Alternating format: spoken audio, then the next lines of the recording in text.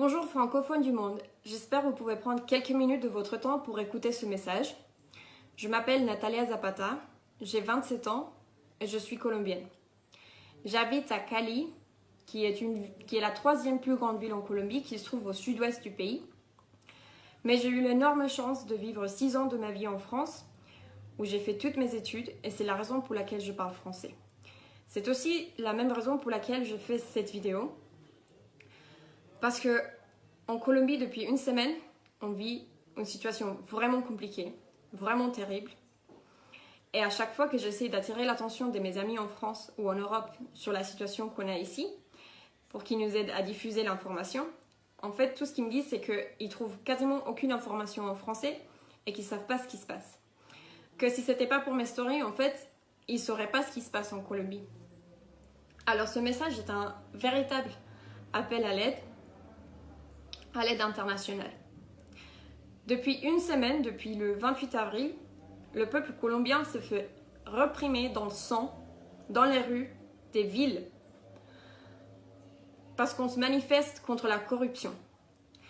Les gens à l'extérieur, ils pensent que c'est uniquement pour la réforme fiscale que le gouvernement a menée qu'on se manifeste, mais on se manifeste pour tout. On se manifeste pour la corruption qu'ils ont menée durant la pandémie, alors qu'il y avait des centaines de personnes qui mouraient. On se manifeste pour toutes les morts des leaders sociaux, que d'ailleurs ces 53% des morts sont uniquement ici en Colombie. On se manifeste pour l'application du glyphosate dans nos plantations. On se manifeste pour le fracking, on se manifeste pour plein de choses. On n'en peut plus du gouvernement, on n'en peut plus. Et les gens, ils ont commencé à se manifester de manière pacifique, et ils ont été réprimés dans le sang. Alors moi, je viens donner ici mon témoignage personnel de ce qui se passe maintenant à Cali, en Colombie. Je suis ici. Tous les jours, depuis le mercredi, je sors dans les rues avec mon appareil photo et j'essaie de documenter ce qui se passe. Au début, je voulais documenter les manifestations pacifiques parce que c'était ce qui se passait en fait et c'est quelque chose de très beau en fait. Les Colombiens, ils se sont manifestés avec la danse, avec des chansons, avec des jeux, avec plein d'autres expressions artistiques. Effectivement, il y a eu des dégâts dans les bâtiments publics. Ça arrive, mais en aucun cas, c'est une excuse pour que la police nous tire dessus.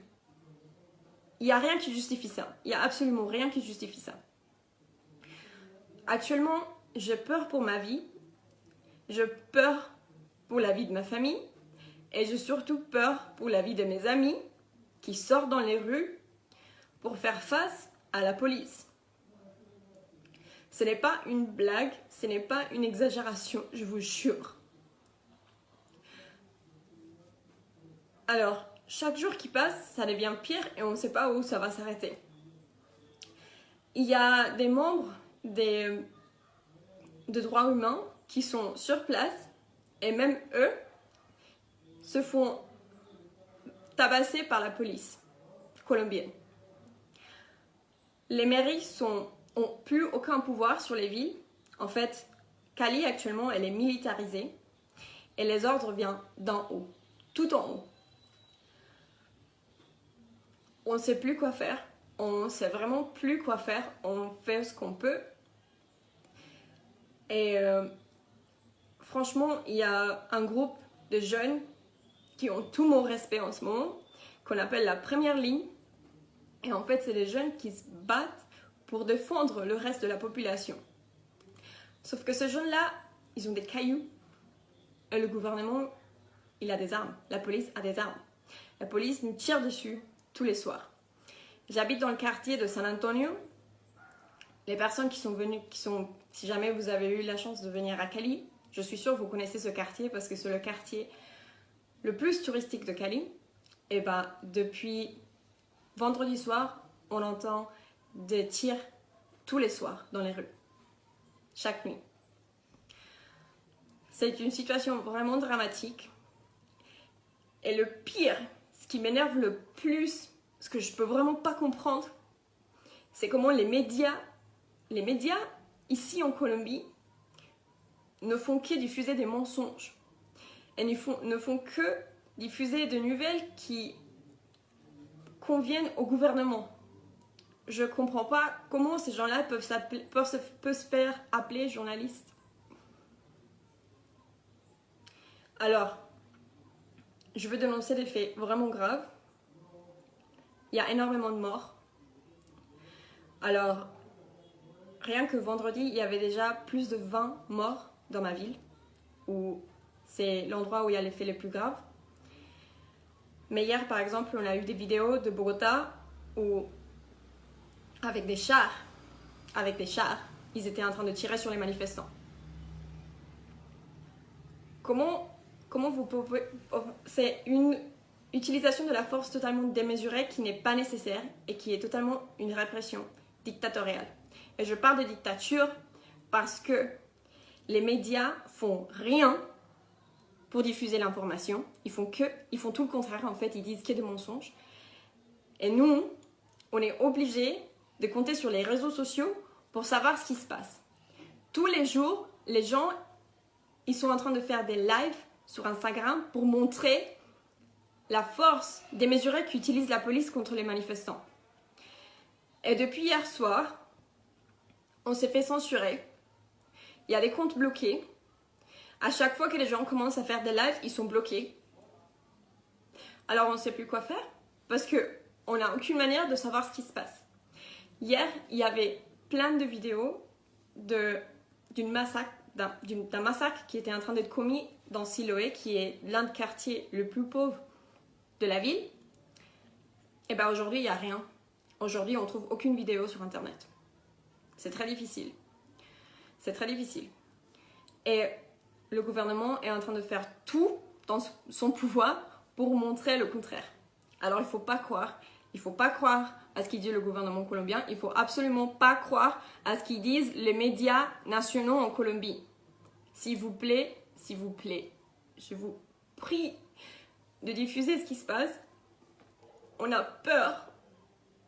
On est littéralement en train de se faire tuer dans les rues. Je fais pas cette vidéo pour être dramatique, je vous le jure. Mais on a vraiment besoin de votre aide. Parce que s'il n'y a pas de pression internationale, je ne sais pas ce qui va se passer. Parce que j'arrive pas à comprendre comment la police, alors qu'ils sont en train de se faire filmer, alors que tout le monde est en train de voir ce qu'ils font, ils continuent. Ils continuent dans leur répression. On n'arrive pas à comprendre. Alors, moi par exemple, depuis une semaine, comme je vous disais, tous les jours, je partage des photos jour au jour de ce qui se passe dans les manifestations. Je ne peux pas être partout et je vous assure, et j'ai peur aussi, donc je ne peux pas non plus tout documenter. Je ne peux pas documenter quand la police est en train de tirer des balles parce que je suis en train de courir. Mais je sais surtout de documenter que c'est des civils.